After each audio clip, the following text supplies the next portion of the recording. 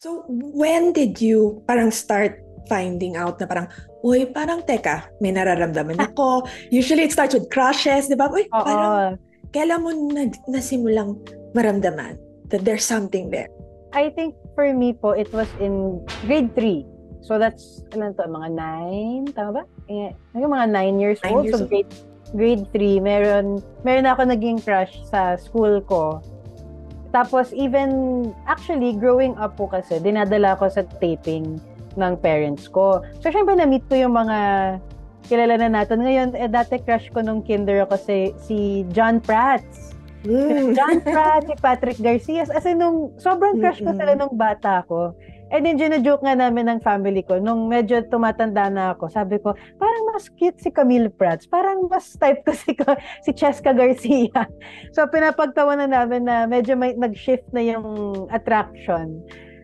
So, yun, grade 3, I think, that's when I started developing, yun, parang kilig or crush sa same sex. Mm-mm. And at that time, at that young age, no, 9 years, paano mo naintindihan yung kilig na yon? Na sabi mo nga, from John Prats to Camille Prats, parang, did it all feel the same? Di ba? Did it all feel the same? Or parang, bakit sa girls ako kinikilig? I think naman the feeling is the same in general. Lahat tayo, alam natin yung feeling pag you want to be around someone or kinikilig ka talaga to be with that person. So, I think the first time na na-feel ko na parang, ay, bakit parang hindi okay sa mga tao or bakit parang iba yung tingin. So, when I felt that was grade 3 because yung mga teachers ko, nagkaka-feeling na parang, ay, parang iba yung asta nito sa isa't isa. Kasi that time, nag-reciprocate yung crush ko eh. Parang nag-friends kami, gano'n. So, actually, there was a time na pinatawag pa yung mga parents namin. Tapos yung mga parents namin nag-meet pa sa ibang house at pinag-usapan yung friendship namin. So, syempre kami, deny.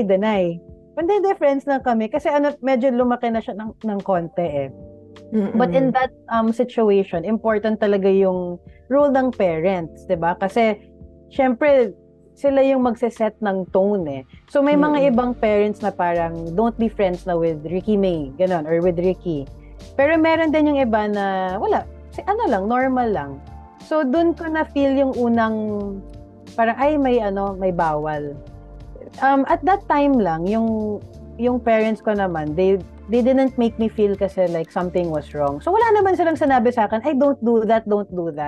So siguro kaya medyo naging confident din ako to just be honest or be open with who I am. Kasi sa main parent ko or sa main, 'di ba, yung role model ko, hindi naman nila ako pinagsasabihan na mali.